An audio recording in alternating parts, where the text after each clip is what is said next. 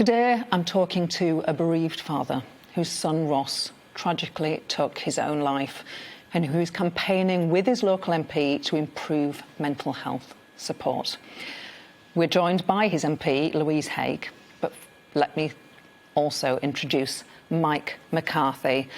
Good to see you both. Mike, let me start with you, if I may. Tell me about your son Ross and the struggles he faced. Yeah, Ross was 31 years old. He struggled with severe depression for over 10 years, and he tried virtually everything to try and get his mental health back. At the end of that 10 odd years, he asked for therapy and was told that he'd be put on a 6-month waiting list.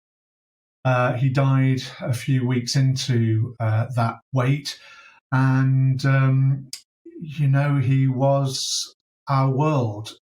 We always prided ourselves on being a very close family. And Ross was, of course, an integral part of that family. And one of the things that he said in his farewell letter, he wrote a long letter to his family. One of the things that he said is, please fight for mental health. The support is just not there. Yes, I've seen that letter and read extracts from it, and it's incredibly upsetting, moving. Thank you so much, Mike, for outlining it. Louise, so Mike got in touch with you. How did Mike contact you? Well, Mike emailed me after the death of his son Ross, because Ross, as Mike said, asked him in his suicide note to campaign for better mental health provision. And it's something that over the years I have just seen far too much of, people trying to access mental health support, even when in crisis, and it just not being there, as Ross said. I think suicide is a silent epidemic that we just don't talk enough about. There is not enough debate about it in Parliament. There's not enough debate about it in the media. And Mike, I just want to commend him on his bravery for being able to talk so powerfully about such a tragic loss and wanting to make sure that it doesn't happen to anybody else.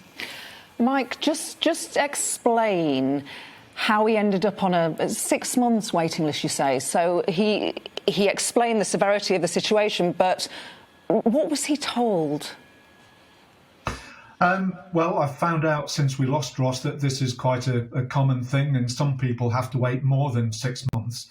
I made it my business after Ross died to educate myself about the whole field of mental health, especially at the crisis end of mental health. And I've spoken to hundreds now of bereaved mums, dads, brothers, sisters. And the story keeps repeating itself. It's tragically familiar. All of these people virtually have said that they had similar problems with their loved one, that they tried to reach out for help. That help is meant to be there. People whose loved ones have tried to take their own lives before and then just being put back into the system. The phrase that I hear over and over again with people like this, Ross and the thousands of others like him, is revolving door. What they find is certainly at their most desperate moment, that they're just put through a system that isn't working. It's failing people. And we're not talking about a very small number of people here. We're talking about the main killer of young men under 45 in the United Kingdom. Not COVID, not cancer, not road accidents, not drugs. If this were anything else, we'd be talking about it. We're hearing about COVID every day for very good reason. But we never hear any conversation, or very rarely, about suicide, either in Parliament or, as Louise rightly said, in the media. And I'd just like to take this opportunity to thank Louise for being one of those politicians, one of those rare politicians who've taken this campaign to heart and who is doing something practical about it. Louise, Mike's right, isn't he? Why don't we talk about this? Suicide, the biggest killer of men under 45. I mean, that's such a shocking statistic, isn't it? And we've seen over the last few years rates continue to go up and the age of people taking their life come down, which is just absolutely damning in terms of the provision that we have for people. A third of people who die by suicide have attempted to access mental health services and not been able to. I want to see, in every case of suicide, a serious case review triggered to see where services have failed and what could have been done to prevent that suicide. And I want to see a regulator oversee every local area on their suicide prevention strategy, so organisations are held to account. It is thoroughly unacceptable that Ross was on a 6-month waiting list when he died. There is every chance that that could have been prevented, and that is just absolutely heartbreaking. And how widespread is this problem of people needing mental health support, going to their GPs but not being able to access it? Is it a common problem in your constituency? It is common, and it's becoming more and more common by the day. GPs are already massively overstretched and they're not the right provider for mental health services. Too often I see people turning up at A&E because there simply isn't anywhere else, and A&E isn't the right place either. They're there to fix broken bones and knocked heads, not people in mental health crisis. So very often they're dismissed, discharged, and it's often the police then that are picking them up when they're in crisis as well. So we need proper crisis provision for everybody that needs it, and crucially early intervention as well before people hit crisis. But for too many people, either before or during crisis, it just simply isn't there. Louise, Mike, back to you. Louise organised a meeting with the government minister for you both to attend. I'll ask you both this question, but first of all, from your point of view, Mike, was it useful? How did you feel it went? Are you pleased that you got the opportunity to make your case?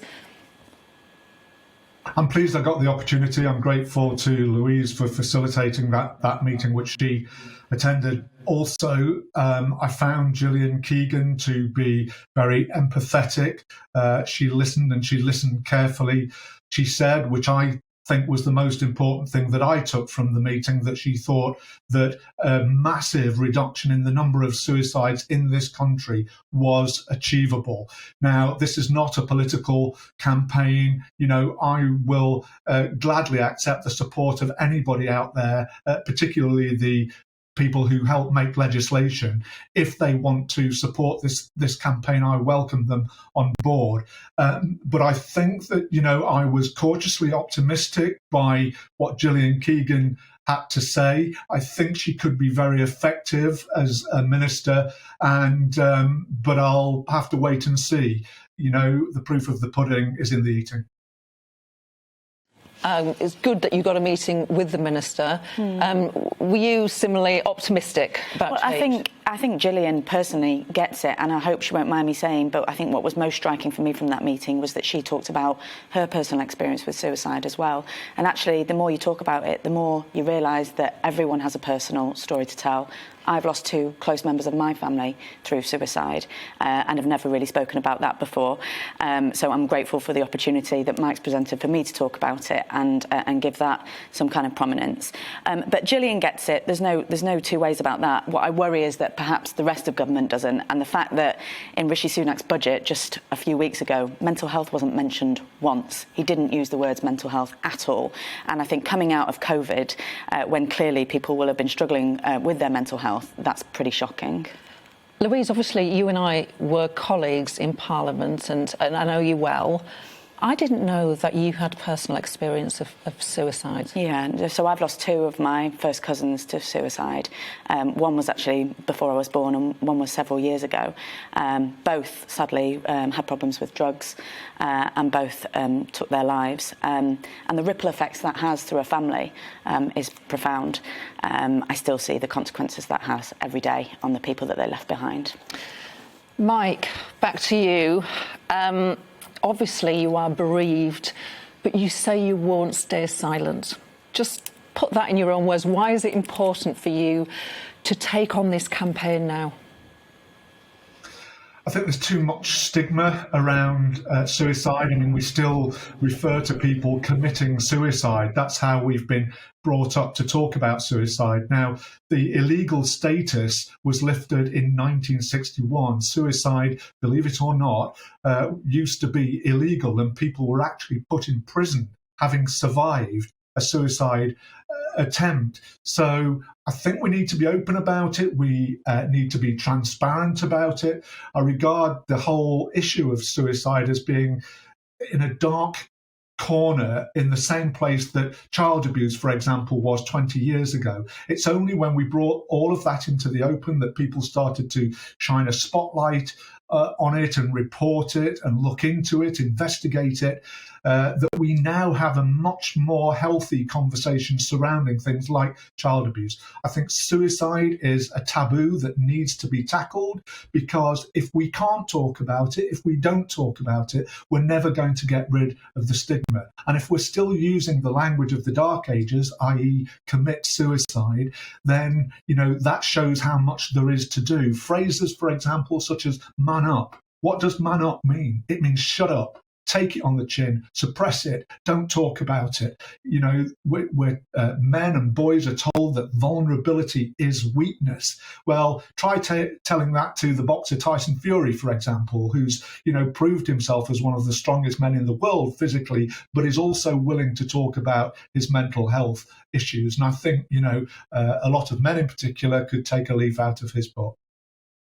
Where next for the campaign, Mike, as far as you are concerned? Well, I've started a talk club in Sheffield, supported hugely by the Sheffield United Community Foundation. We hold it every week at the Bramall Lane Stadium between 6 and 8 p.m. Wednesday evenings. That's a safe, non-judgmental space where men can talk about their emotions and their feelings without being judged about it. There's still so much more to do, and I'm driven by those dying words of Ross, and also the fact that I know as a father and within our family just how much pain it creates. Ross had a little boy, Charlie, my grandson, and one of the other things that Ross wrote in his farewell letter was, be brave, be strong, be everything you want to be. And, I can't read that letter without honouring Ross's wish and without trying to do my little bit to try to do the best I can in his memory and in the honour and memory of all the other thousands of others, of men and women who find themselves in that dark place every day of the week. Your words are so powerful that Louise and I are struggling to hold it together. That's a great tribute to your strength of feeling and how you can campaign on this issue. Louise, goodness me, where next for you and the campaign? Well, Mike and I will continue to work together both at a local and a national level. I think there's much more that we can do in Sheffield to improve mental health services, and I think using the voice of Ross through Mike cannot help but affect everybody that he speaks to. So I'm hopeful that together we can drive positive change so that Ross's death wasn't in vain. Mike, I want to come back to you, if I may. Lots of people do get in touch with their MP when they need support. Lots of people don't either, but they might think about it, but they might think, oh, well, what's the point? There is a point, isn't there, Mike? There is a point, yeah. I'm so grateful that I contacted Louise. I first spoke to her the night after the last elections when Labour, I'm sure Louise won't mind me saying, when Labour didn't do particularly well. Louise had been up all night long and following what can't have been a particularly great night for her. She spoke to me and she listened, and she is the first politician who was willing to listen to this story and offer help because despite everything that's happened to me and our family, we remain hopeful, optimistic and positive. We think that suicide is preventable.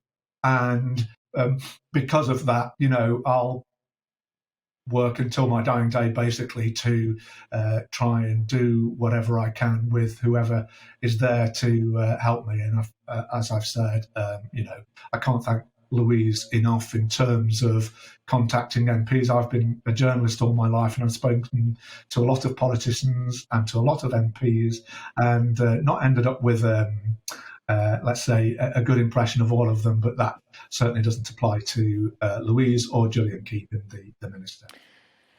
So I put the question to Mike, I asked him why it is worth a constituent getting in touch with their MP, but actually it's worth constituents getting in touch with MPs because it's good for you, for MPs as well, because it's made you a better MP to learn from Mike. Of course, we all only have limited experiences, and I have learned so much from the constituents that have come to me over the years with their issues and their experiences. I couldn't be a representative if people don't come to me to tell me their stories and their issues. That's the whole point. I'm acting on their behalf, and so there's no way I can do my job unless people come to me and talk to me about the issues that they're facing or what they want changed. It's never been harder, though, has it, after what happened to Joe Cox and Sir David Amess?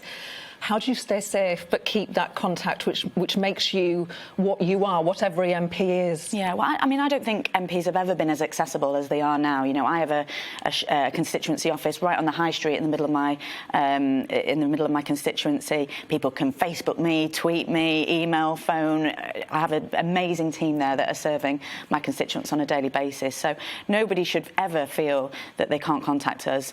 We just need to be a bit careful about that. And sadly, I think the days of us advertising where we're going to be ahead of schedule are probably over. I just want to thank Mike and Louise, actually. Mike, I said to my producer before I came on air, actually, I said I'd read about you, about Ross, and I said, I hope I don't cry when I talk to Mike, but I don't know anybody who would listen to you who would be able to hold it together, actually. Thank you. Thank you so much, Mike. And to you, Louise, too. Thank you. Thank you. So we like to portray all sides of politics on this programme. When MPs do wrong, we hold them to account. But when they're campaigning with their constituents together, we like to share that too.